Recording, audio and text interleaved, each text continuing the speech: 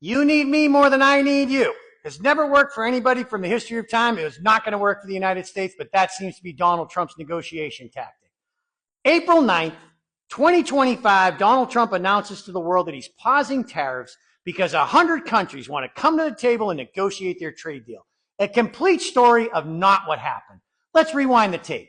12 hours earlier, China announces reciprocal tariffs against the United States, essentially cutting off our trade at the knees. Our farmers are screwed. They don't have a place to sell it. Our exports will not be purchased. They will replace us. What happens? The world thinks the United States is going into a recession, so they start selling debt. They start selling all the United States debt, and it makes it more expensive for the United States to actually sell that debt. Let me explain it.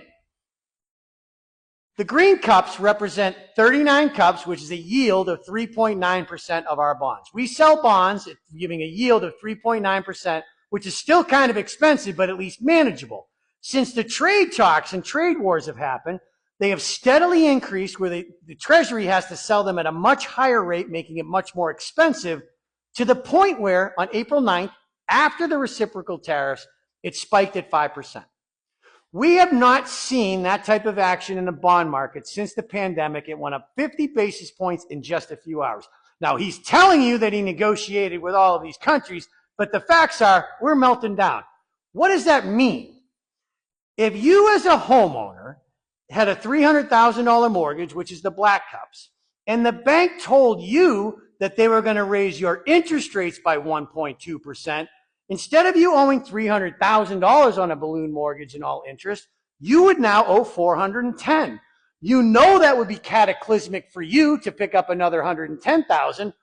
It's even worse for the United States because this is the interest that we're paying on the $9.2 trillion worth of debt this year. And this little stunt would have cost another $100 billion of interest a year. Just interest. In a 10-year period, these spike in bonds would have cost the United States $1 trillion in interest. Interest. The world knows it. The world has our debt. He is trying to tell people that he saved the day when he actually invented the problem.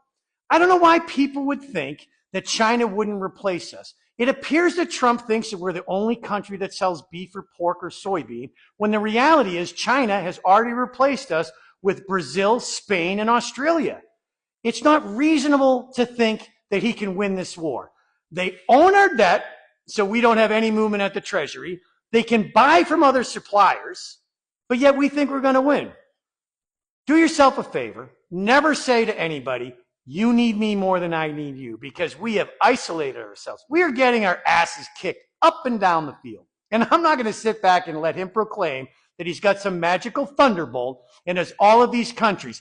He knows that he screwed up. This is a major, major problem, and he's in a corner. He doesn't know how to get out of it. What does he do? Just back down because his followers won't like it? He has to back down. Republicans, you got to leave MAGA behind. You can't keep saying nothing.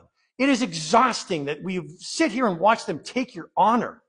You don't speak out against anything. You don't speak out when they beat down on small populations. You don't speak out when they pardon Proud Boys, guys that were beating up cops. You say nothing. And a guy like me who used to be quiet isn't going to be quiet anymore because I'm going to jam the truth right down your throat. This cannot go on. We will continue to present the truth and facts because in the classroom, cups and cans talk and bullshit walks, and Donald Trump did not save the day. He made the problem, and you need to come out of the stupor you're in.